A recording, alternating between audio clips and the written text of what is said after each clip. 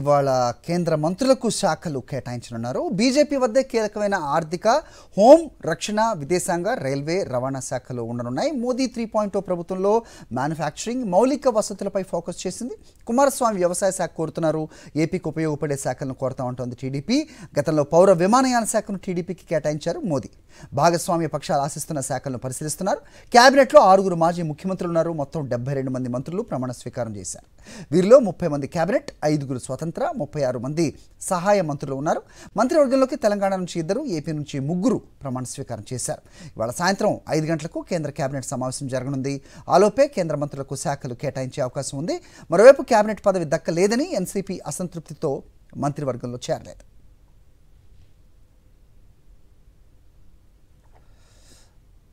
ఈ అంశంపై అప్డేట్స్ మా కరెస్పాండెంట్ వెంకటేష్ ఇస్తారు ఢిల్లీ నుంచి. వెంకటేష్, చెప్పండి, ఎన్సీపీ అసంతృప్తి, అలాగే మిగతా రాష్ట్రాల పరిస్థితి, ముఖ్యంగా ఆంధ్రప్రదేశ్, తెలంగాణ ఏం జరుగుతోంది? అప్డేట్ చెప్పండి. మోడీ 3.0 ప్రభుత్వానికి సంబంధించిన తొలి కేబినెట్ సమావేశం ఈరోజు జరగబోతుంది. సాయంత్రం 5 గంటలకు ఈ సమావేశం ప్రారంభం కాబోతుంది.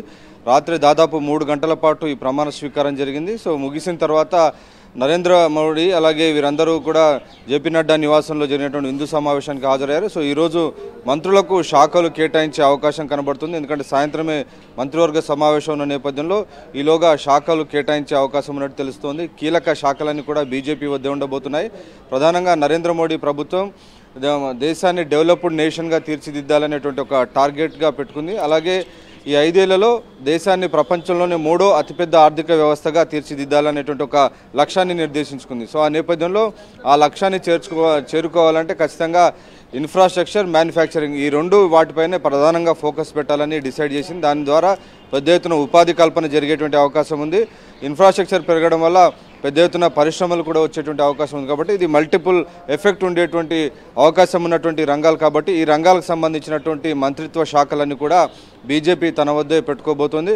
ఇక మిగిలినటువంటి భాగస్వామ్య పక్షాలు తెలుగుదేశం పార్టీ, జేడీయూలకు 2 మంత్రిత్వ శాఖలు క్యాబినెట్లో దక్కినటువంటి నేపథ్యంలో వారికి గతంలో మనం చూసాం అశోక్ గజపతిరాజు కేంద్ర పౌర విమానయాన శాఖ మంత్రిగా పనిచేశారు. సో తిరిగి మళ్ళీ తెలుగుదేశం పార్టీకి అదే కట్టబెడతారా అనేటువంటి ఒక చర్చ జరుగుతుంది. ఇక జేడీయూకు కేంద్ర ఉక్కు శాఖ కానీ లేదంటే ఇతర శాఖలు కేటాయించేటువంటి అవకాశం కనబడుతుంది. అలాగే జేడీఎస్ కుమారస్వామి వ్యవసాయ శాఖ కోరుతున్నారని ప్రచారం జరుగుతుంది. సో వారిని ఈ భాగస్వామ్య పార్టీలను ఏ రకంగా సర్దుబాటు చేయబోతున్నారు అనేది మనం వేచి చూడాలి. ఎందుకంటే గతానికి అంటే భిన్నంగా ఈసారి పరిస్థితి ఉంది. భాగస్వామ్య పార్టీలు కోరుతున్న శాఖలు ఇవ్వాల్సినటువంటి పరిస్థితి ఉంది. వారిని ఆధారంగా చేసుకుని ప్రభుత్వం నడుస్తుంది. కాబట్టి కొంత సర్దుబాటు దూరంలో పెద్ద శాఖలు దక్కించుకునేందుకు భాగస్వామ్య పక్షాలు ప్రయత్నం చేస్తున్నాయి.